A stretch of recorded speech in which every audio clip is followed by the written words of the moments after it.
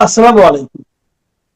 প্রিয় দর্শক, অন্নমঞ্জুর আলোচনায় আজকে আমাদের অতিথি হিসেবে আছেন বাংলাদেশের নতুন প্রধানমন্ত্রী তারেক রহমানকে অভিনন্দন জানিয়ে চিঠি দিয়েছেন যুক্তরাষ্ট্রের প্রেসিডেন্ট ডোনাল্ড ট্রাম্প। বিশ্বের সবচেয়ে ক্ষমতাধর প্রেসিডেন্টের কাছ থেকে অভিনন্দন বার্তা নিয়ে খুশি হওয়ার অনেক কিছু আছে, কিন্তু এই চিঠিতে উল্লেখ করা তিনটি বিশেষ বার্তা এমন কিছু বিষয়কে নির্দেশ করছে যেগুলোর আলোকে অনেকে মনে করছেন এই চিঠিটি আসলে এক ধরনের কন্ডিশনাল গ্রিটিং বা শর্তযুক্ত শুভেচ্ছা। প্রথমত, চিঠিতে ট্রাম্প বাংলাদেশ ও যুক্তরাষ্ট্রের মধ্যে নিয়মিত প্রতিরক্ষা চুক্তিগুলো সম্পন্ন করার উপর বিশেষ গুরুত্ব আরোপ করেছেন। প্রশ্ন হলো, বাংলাদেশ আর যুক্তরাষ্ট্রের মধ্যে যে প্রতিরক্ষা চুক্তিগুলো এখন আছে সেগুলো মূলত কিছু প্রজেক্ট নির্ভর চুক্তি। গত 10 বছরের বেশি সময় ধরে যুক্তরাষ্ট্র চেষ্টা করে আসছে বাংলাদেশের সাথে আকসা এবং জিসুমিয়া এই দুই অস্ত্র চুক্তি করতে। শেখ হাসিনা আমলে বাইডেন প্রশাসন যেটিতে ব্যর্থ হয়েছিল, ট্রাম্প প্রশাসনকে এবার সেটিতে সফল হতে চাইছে। দ্বিতীয়ত, নির্বাচনের মাত্র 3 দিন আগে অন্তর্বর্তী সরকার তড়িঘড়ি করে যুক্তরাষ্ট্রের সাথে গোপন বাণিজ্য চুক্তি করে যে বোঝা তারেক রহমানের সরকারের উপর চাপিয়ে দিয়ে গেছে, ট্রাম্পের চিঠিতে সে চুক্তি অনুসরণের তাগিদ আছে। এদিক থেকে চিন্তা করলে ডোনাল্ড ট্রাম্পের চিঠিটি যুক্তরাষ্ট্রের জন্য একটি সফল বিজনেস ডিলের ফলো আপ, আর তারেক রহমানের সরকারের জন্য বিষয়টি দ্বিমুখী তলোয়ার।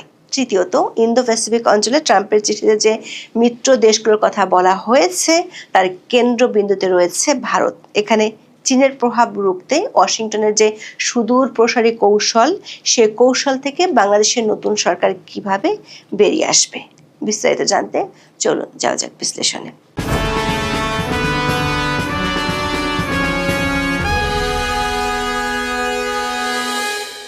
বাংলাদেশের নতুন প্রধানমন্ত্রী তারেক রহমানকে অভিনন্দন জানিয়ে চিঠি পাঠিয়েছেন যুক্তরাষ্ট্রের প্রেসিডেন্ট ডোনাল্ড ট্রাম্প।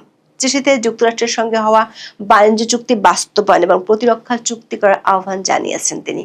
ওয়াশিংটনের স্থানীয় সময় বুধবার 18 ফেব্রুয়ারি হোয়াইট হাউস এই চিঠি পাঠায়।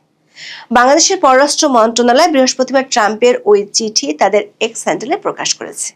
দর্শক, ডোনাল্ড ট্রাম্পের অভিনন্দন বার্তায় যে ভাষা ব্যবহার করা হয়েছে তা বেশ ইঙ্গিতবহ। ট্রাম্প যখন একটি বিজয়কে ঐতিহাসিক বলেন এবং সেই সাথে সুনির্দিষ্ট প্রতিরক্ষা চুক্তির কথা স্মরণ করিয়ে দেন, তখন বুঝতে হবে ওয়াশিংটন এই মুহূর্তে ঢাকাকে তাদের আমেরিকা ফার্স্ট নীতির অংশ হিসেবে দেখতে অত্যন্ত আগ্রহী।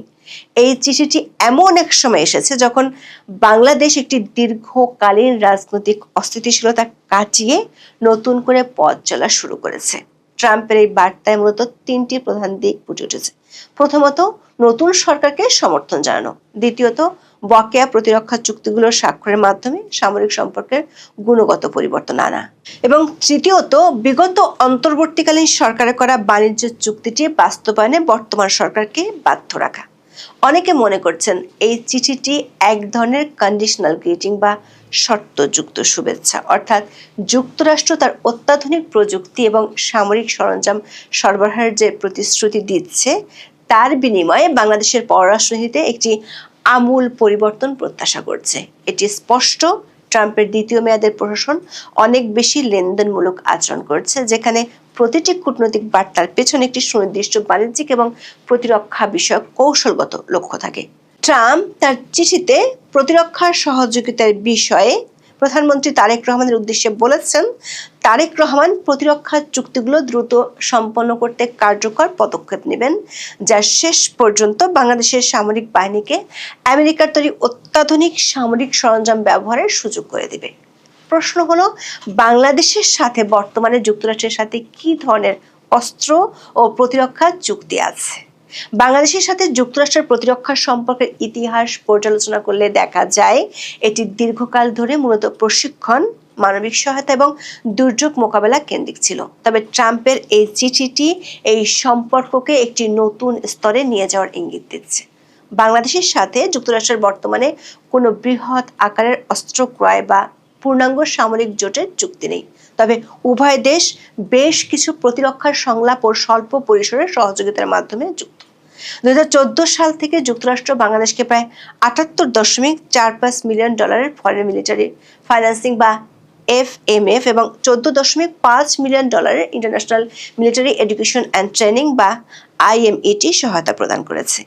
এই সহায়তার আওতায় বাংলাদেশ কোস্ট গার্ডের জন্য কাটার ভেসেল, সেনাবাহিনীর জন্য MRAP যান এবং বিভিন্ন ধরনের সামরিক প্রযুক্তি সংগ্রহ করেছে। কিন্তু এগুলো সবই ছিল খণ্ডকালীন এবং নির্দিষ্ট প্রজেক্ট ভিত্তিক।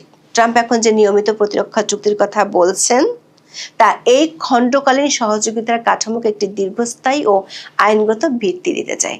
এখানে প্রশ্ন দেখা দিচ্ছে, বিগত বাইডেন সরকার যে দুটি অস্ত্র চুক্তি বাংলাদেশের আওয়ামী লীগ সরকার আমলে করতে ব্যর্থ হয়েছিল সেগুলোকে এবার ট্রাম্প প্রশাসন করে ফেলতে চান বা করার ইঙ্গিত দিয়েছেন।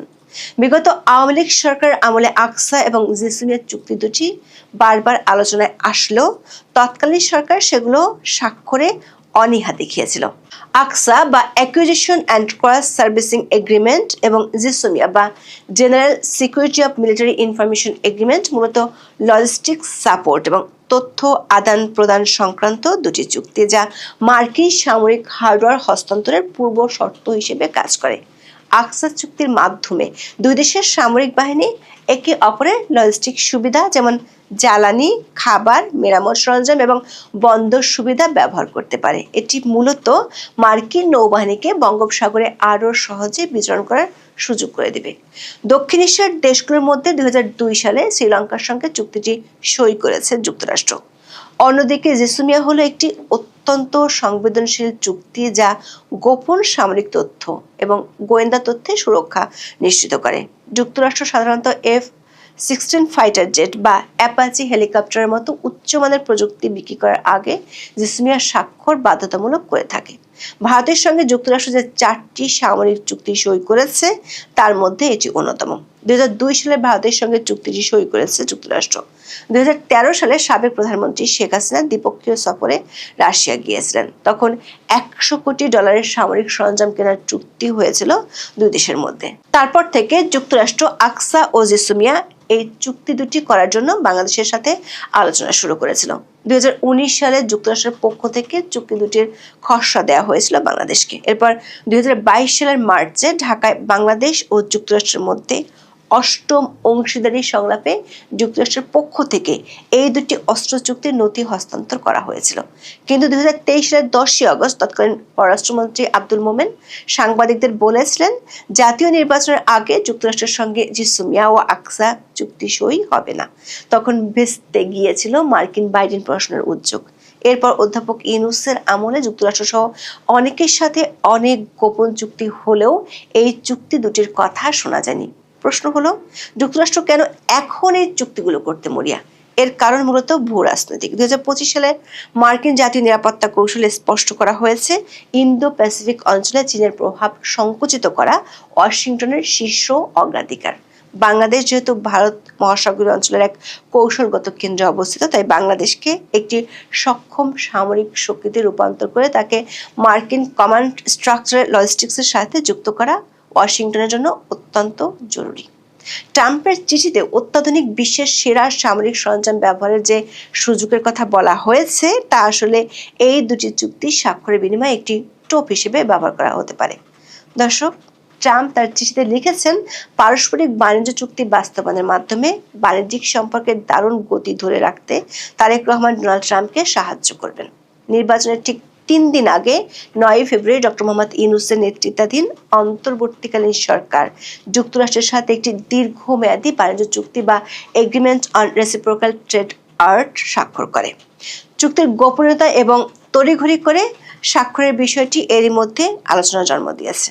অর্থনীতিবিদ এম রাজ্জাক এবং আনু মোহাম্মদের মতো বিশ্লেষকরা একে আধুনিক দাসত্বের দলিল হিসেবে মন্তব্য করেছেন। এই চুক্তির অধীনে বাংলাদেশ প্রায় 7,132টি মার্কিন পণ্যকে শুল্কমুক্ত বা নামমাত্র শুল্কে প্রবেশের অধিকার দিয়েছে। এর বিপরীতে যুক্তরাষ্ট্র বাংলাদেশের তৈরি পোশাকের উপর শুল্ক 20% থেকে কমিয়ে মাত্র 19% করেছে। এই 1% শুল্ক ছাড়ের বিনিময়ে বাংলাদেশকে যে বিশাল বাজার মার্কিন কৃষিপণ্য, এলএনজি এবং বিমানের জন্য উন্মুক্ত করতে হয়েছে তাকে অসম বাণিজ্য হিসেবে দেখা হচ্ছে। এই চুক্তির সবচেয়ে উদ্বেগের দিক হলো জ্বালানি ও বিমান ক্রয়ের বাধ্যবাধকতা। বিশেষজ্ঞ মতে বাংলাদেশের এই মুহূর্তে এত বিপুল পরিমাণ অর্থ দিয়ে বোয়িং বিমান কেনার সক্ষমতা নেই। ফলে ক্রয়গুলো সম্পন্ন করতে বাংলাদেশকে IMF বা অন্যান্য সংস্থা থেকে চড়া সুদে ঋণ নিতে হবে, যা দেশের ঋণ সংকটকে আরো বাড়িয়ে দেবে।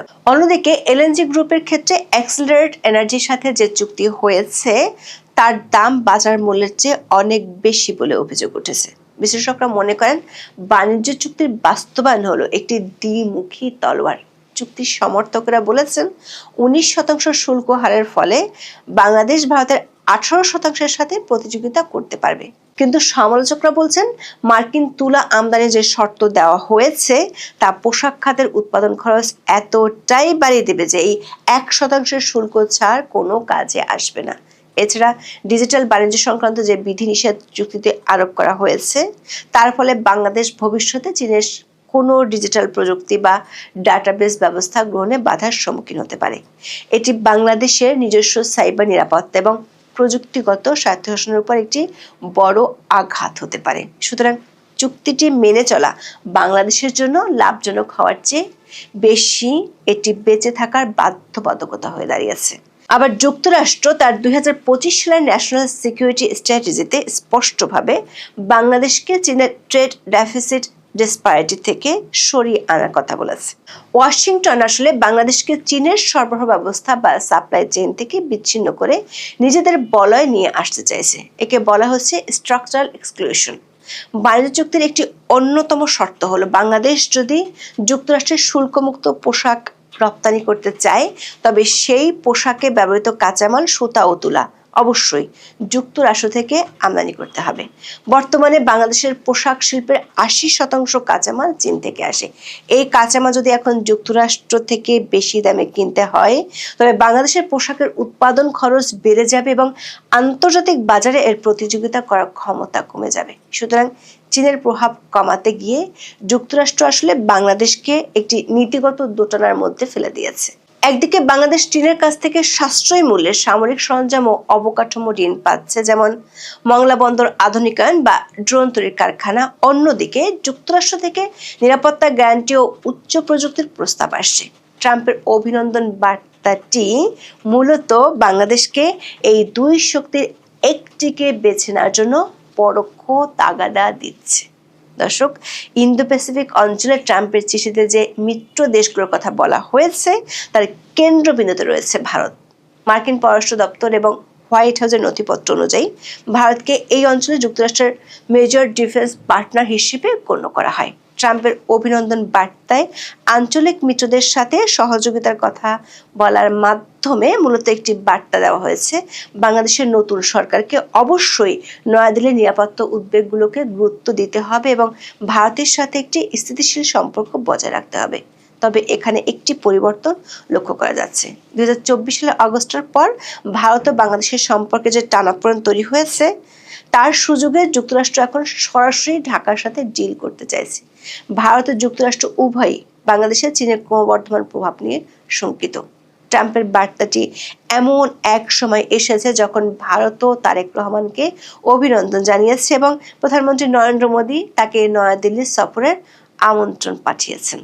ট্রাম্পের চিঠিতে মিত্রদের কথা বলার অর্থ হলো বাংলাদেশ যদি মার্কিন বলয়ে প্রবেশ করে তবে ভারত ও বাংলাদেশের মধ্যকার বিদ্যমান সমস্যাগুলো যেমন সীমান্ত হত্যা বা তিস্তা চুক্তির সমাধানে ওয়াশিংটন একটি মধ্যস্থতাকারীর ভূমিকা পালন করতে পারে। অর্থাৎ ওয়াশিংটন ঢাকাকে এই বার্তা দিচ্ছে যে ভারত ও যুক্তরাষ্ট্র মিলে এই অঞ্চলের নিরাপত্তা নিশ্চিত করবে এবং বাংলাদেশকে এই ত্রিমুখী সমীকরণে যুক্ত হতে হবে। আমাদের বিশ্লেষণ হলো ডোনাল্ড ট্রাম্পের চিঠিটি যুক্তরাষ্ট্রের জন্য একটি সফল বিজনেস ডিলের ফলো আপ। ট্রাম্পের বার্তায় প্রতিরক্ষা চুক্তি যে তাগিদ দেওয়া হয়েছে তা মূলত বাংলাদেশের সামরিক বাহিনীকে মার্কিন প্রযুক্তির উপর দীর্ঘমেয়াদী নির্ভরশীল করার একটি নকশা। বাণিজ্য চুক্তির বিষয়ে যে সমালোচনা হচ্ছে তার সত্যতা অস্বীকার করার কোনো উপায় নেই। নির্বাচনের মাত্র 3 দিন আগে এই চুক্তিটি স্বাক্ষরের মাধ্যমে অন্তর্বর্তীকালীন সরকার নবনির্বাচিত সরকারের হাত পা বেঁধে দিয়ে গেছে। তারেক রহমান সরকারের জন্য এখন সবচেয়ে বড় চ্যালেঞ্জ হবে এই চুক্তির ক্ষতিকর দিকগুলো থেকে বেরিয়ে আসার উপায় খোঁজা। তবে ট্রাম্পের এই ব্যক্তিগত চিঠির পর চুক্তি থেকে সরে আসা মানেই হবে হোয়াইট হাউজে সরাসরি বিরাগভাজন হওয়া, যা বাংলাদেশের ভঙ্গুর অর্থনীতির জন্য আত্মঘাতী হতে পারে। আবার নাম উল্লেখ না করলেও ইন্দো প্যাসিফিক অঞ্চলের মিত্র বলতে ট্রাম্প ভারতকেই বুঝিয়েছেন। বাংলাদেশের নতুন সরকারের জন্য ভারতের সাথে সম্পর্কের রিসেট বা নতুন সূচনা অত্যন্ত প্রয়োজন। দেখা যাচ্ছে তারেক রহমানের প্রতি ট্রাম্পের এই অভিনন্দন বার্তাটি আসলে বাংলাদেশের জন্য একটি অগ্নি পরীক্ষা। ফোর্সেস গোল 2030 অনুযায়ী বাংলাদেশের সামরিক আধুনিকায়নের জন্য মার্কিন সরঞ্জাম অবশ্যই দরকার, কিন্তু তার বিনিময়ে বাংলাদেশ কি পররাষ্ট্রনীতির স্বার্থশাসন এবং চীনের সাথে অর্থনৈতিক ভারসাম্য হারিয়ে ফেলবে? এই প্রশ্নের উত্তরের উপরেই নির্ভর করছে আগামী 5 বছরের বাংলাদেশ যুক্তরাষ্ট্র সম্পর্কের ভবিষ্যৎ। আসসালামু আলাইকুম রহমতুল্লাহি ওয়া বারাকাতুহু।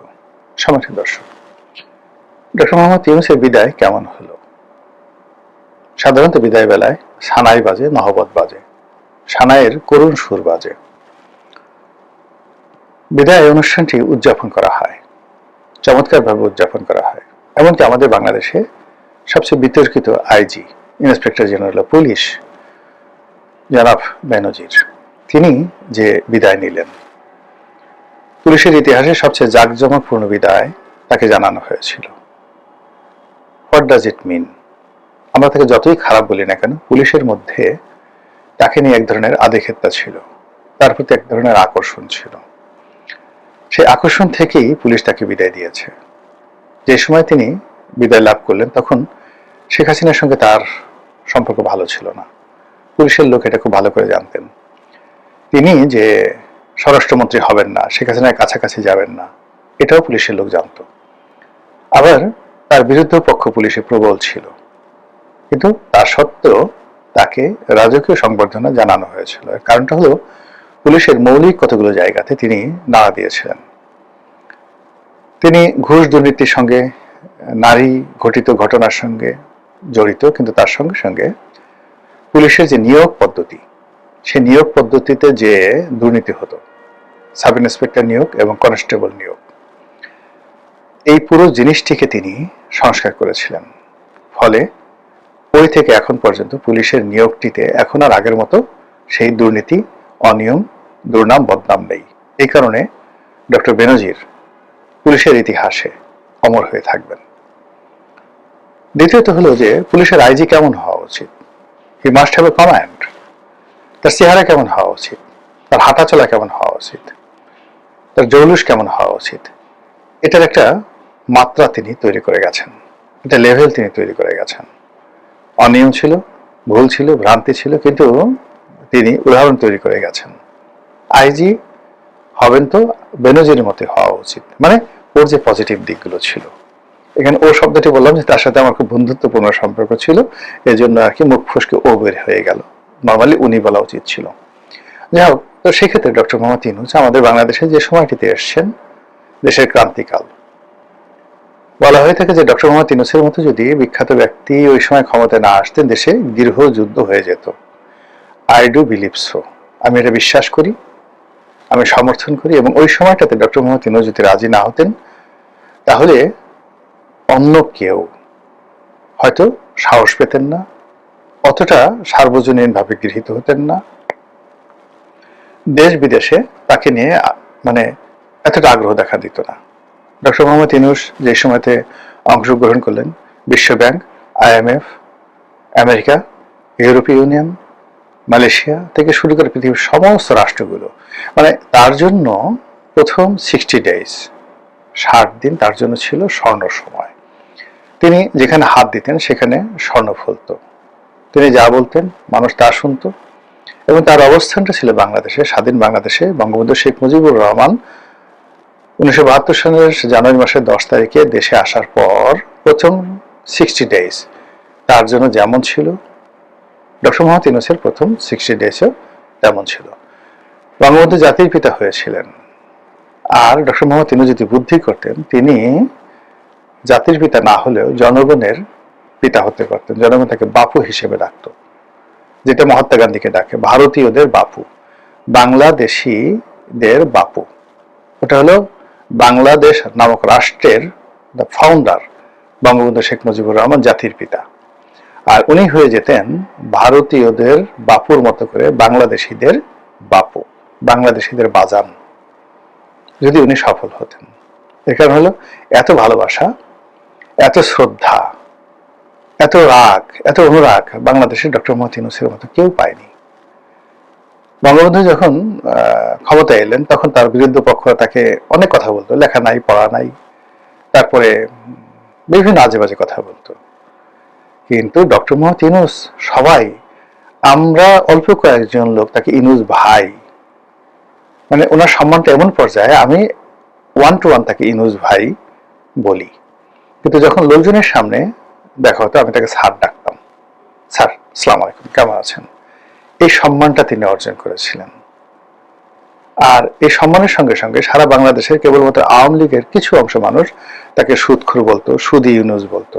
একটা সময় হুজুরদের একটা অংশ তাকে সুদখোর বলতো। এর বাইরে সব মানুষ তাকে ডাকতেন স্যার। 18 কোটি মানুষ একসঙ্গে, 18 কোটি মানুষের মধ্যে ধরেন 4-5 লোক, এরকম 4-5 লাখ লোক উল্টা উল্টা বলতো, আর বাকি সবাই ডক্টর মোহাম্মদ ইউনূস, ইউনূস স্যার। এইরকম সম্মান মর্যাদা শত বছরে কোনো ব্যক্তি অন্য কোনো দেশে পেয়েছেন আমার জানা নাই। হয়তো নেলসন ম্যান্ডেলা দুনিয়াব্যাপী পেয়েছেন, কিন্তু তার দেশের জনগণ তো আমাদের চেয়ে বেশি নয়। তো ডক্টর মোহাম্মদ ইউনূসের প্রথম 60 ডেজ এরকম ছিল, তার উত্থানটি, তার আগমনটি ছিল, মানুষ কি বলবো, আল্লাহর কাছে দোয়া করেছে, চোখের পানি ফেলেছে যে আল্লাহ তুমি আমাদেরকে একজন ইউনূস দিয়েছো।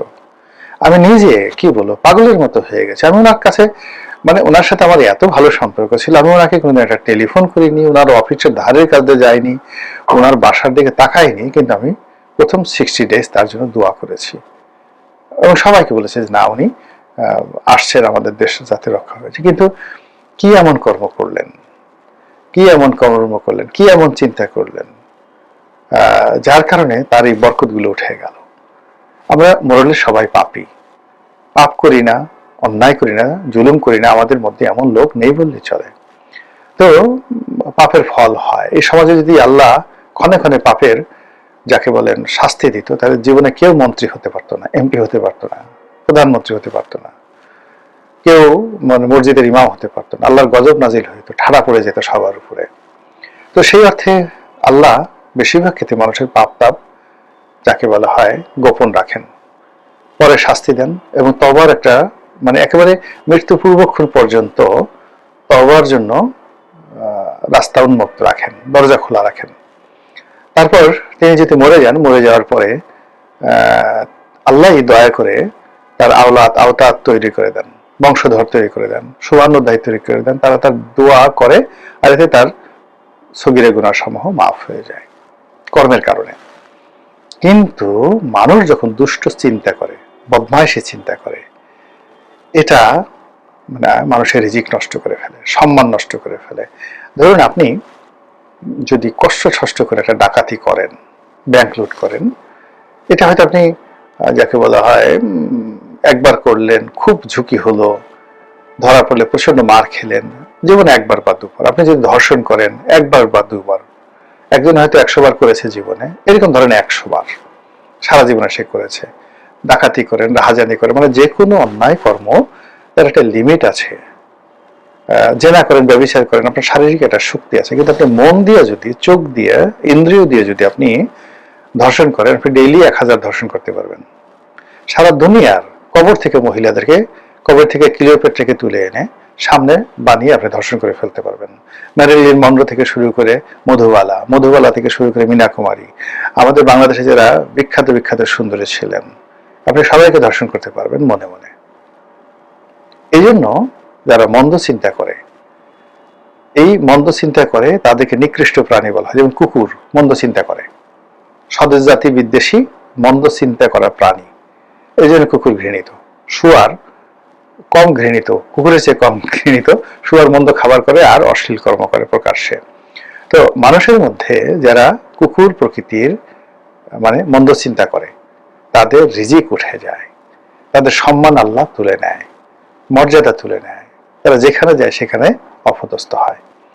তো আমাদের ইউনূস ভাই এবং তার যারা উপদেষ্টা মণ্ডলী রয়েছেন, তাদের এই রাষ্ট্র ক্ষমতায় বসার পর কি চিন্তা ছিল, কি মিশন ছিল, কি ভীষণ ছিল, তারা আসলে কি করতে চেয়েছিলেন, নচেত তাদের এইরকম যে অপমানজনক একটা বিদায় হলো, এখন তারা কই যাবেন, কি করবেন? লোকজন তো তাদেরকে আর গ্রহণ করবে না। দেখলাম ডক্টর মোহাম্মদ ইউনূস চলে যাচ্ছেন, তার হাতে একটা ব্রিফকেস। সত্যটা মিথ্যে, এটা কি আগের না বর্তমান না এআই আমি বলতে পারবো না, কিন্তু ঘটনা যে এরকমই ঘটেছে তাতে কোনো সন্দেহ নেই। তিনি বিদায় নিচ্ছেন, দাঁড়িয়ে আছেন, তার হাতে একটা ব্রিফকেস। হয়তো এটা যমুনার সামনের দৃশ্য নয়, এটি কোনো একটা এয়ারপোর্টের দৃশ্য বা কোনো একটা লাউঞ্জের দৃশ্য, হয়তো আগের বা বিদেশের, কিন্তু মানুষ এটাকে গ্রহণ করেছে। মানুষ এটাকে নিয়ে বলা বলি করছে যে হ্যাঁ, তাকে আসলে ওইভাবেই বিদায় নিতে হয়েছে যমুনা থেকে। কেউ তাকে বিদায় জানায়নি, তার ব্যাগটাও গাড়ি থেকে তুলে দেয়নি, তিনি খালি হাতে শূন্য হাতে সেখান থেকে বিদায় নিয়েছেন। তো ঘটনা যাই হোক না কেন, হয়তো তার জন্য সিঙ্গা ফুকেছে, তার জন্য অনেক কিছু করেছে, গার্ড অব অনার দিয়েছে, স্বয়ং তারেক রহমান সাহেব তাকে বিদায় সংবর্ধনা জানিয়েছেন, হতে পারে, কিন্তু জনগণ কিন্তু এইভাবে নিয়েছে। একই অবস্থা তার মানে প্রচন্ড প্রতাপশালী যার উপদেষ্টা মন্ডলী, কেউ সসম্মানে বিদায় নিতে পারেনি। ফকিরের মতো, মিসকিনের মতো যার যার মন্ত্রণালয় থেকে তারা বিদায় নিয়ে আসছেন। তারা যখন বিদায় নিচ্ছিলেন, কর্মকর্তারা হয়তো মনে মনে বলেছে, যা শালা, এতদিন বাঁচা গেল, আমার শালা আবার কথা বলে, যা। মহিলা যদি হয় তাকে হয়তো কেউ শালি বলেছে, বা অন্য কোনো গালি, বাঙালি গালি আছে না, বাঙালি গালি তো ওই হেলাল হাবিজের সেই বিখ্যাত গালি। তো যাই হোক, ওই শব্দগুলো আমি উচ্চারণ করলাম না রোজা রেখে। তো এই কথা হয়তো মনে মনে অনেকে বলেছে, কিন্তু এটা তো হওয়ার কথা ছিল না। এরা সবাই আমাদের সমাজে এই ক্ষমতা গ্রহণ করার আগে নন্দিত ছিলেন, পরিচিত ছিলেন, তারপর তারা আকর্ষণীয় ছিলেন সমস্ত মানুষের কাছে। এই মানুষগুলো হঠাৎ করে এতটা লাঞ্ছিত, অপমানিত কেন হলেন? এর মূল কারণ হলো হয়তো তাদের কর্ম যেটা ছিল সেটা আমি বেশি মন্দ বলতে পারবো না। এই কারণ হলো আমাদের সমাজে রাষ্ট্র ক্ষমতায় বসে খুব বেশি ভালো কাজ সবাই করেছে, এরকম নজির খুব অল্প, কিন্তু তাদের তো পরিণত হয়নি। কিন্তু তারা মানুষের যে বিশ্বাস পেয়েছিল, আস্থা পেয়েছিল, সেই বিশ্বাস এবং আস্থার মর্যাদা তারা রাখেনি। আর আল্লাহ তাদেরকে যে নিয়ামত দিয়েছিল সেটা শুকরগুজার তারা করেনি। ছোট্ট একটা উদাহরণ দিয়ে ভিডিও শেষ করবো। একজন উপদেষ্টা, তার একজন সহপাঠী, ক্লাসে বিশ্ববিদ্যালয়ের সহপাঠী এসে তিনি কাঁদছিলেন, হি ওয়াজ জাস্ট ক্রাইং। ছোট্ট একটা কাজের জন্য তিনি তার কাছে গিয়েছিলেন, তার জন্য কাজটা ছিল জীবন মরণ। 3 ঘন্টা, 4 ঘন্টা, 5 ঘন্টা তিনি বসেছিলেন, তার সাথে দেখা করেনি। তো এটা তিনি স্বপ্নেও কল্পনা করতে পারেননি। তিনি একজন ডিস্ট্রিক্ট জাজ ছিলেন, তো একজন ডিস্ট্রিক্ট জাজ এই অপমান সহ্য করতে পারেননি। এরপর উপদেষ্টা তার সাথে দেখা না করে ভিন্ন দরজা দিয়ে চলে যাচ্ছিলেন লিফটে। তো লিফটের সামনে গিয়ে তিনি যখন তাকে জড়িয়ে ধরলেন, তার হাত ধরলেন যে ভাই তুমি আমার কথাটা শুনো, আমার একটা জীবন মরণ সমস্যা, তিনি এমন একটা ভাব দেখালেন, ভঙ্গি দেখালেন যে তার অন্তর ভেঙে, মানে তার বন্ধু যিনি সাহায্যের জন্য গিয়েছিলেন, মজলুম, তার অন্তর ভেঙে চুরমার হয়ে গেল, খান খান হয়ে গেল। তো তিনি মাথাটা নুয়ে রাখলেন। আর উপদেষ্টা জেলে, সেই উপদেষ্টা যদি ভবিষ্যতে জেলে যান, আমি যাকে বলা হয় আশ্চর্য কিছু হব না, এই জন্য মুখ দিয়ে জেল বের হয়ে গেল। সেই উপদেষ্টা লিফটে উঠে গেলেন।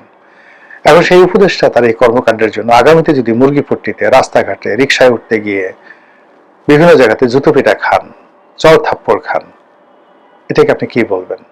নিয়তি নাকি কর্মের ফল? হায়রে দুনিয়া, হায়রে নিয়তি। দুদিনের দুনিয়ায় কত কি বাহাদুরি। আল্লাহ আমাকে হেদায়েত দান করুন, আপনাদেরকে হেদায়েত দান করুন। আমরা যেন এই ডক্টর মোহাম্মদ ইউনূস এবং তার যারা উপদেষ্টা, তাদের মতো বেখেয়াল যেন না হয়ে পড়ি, সীমা অতিক্রম যেন না করি। আসসালামু আলাইকুম ওয়া রাহমাতুল্লাহি ওয়া বারাকাতুহু।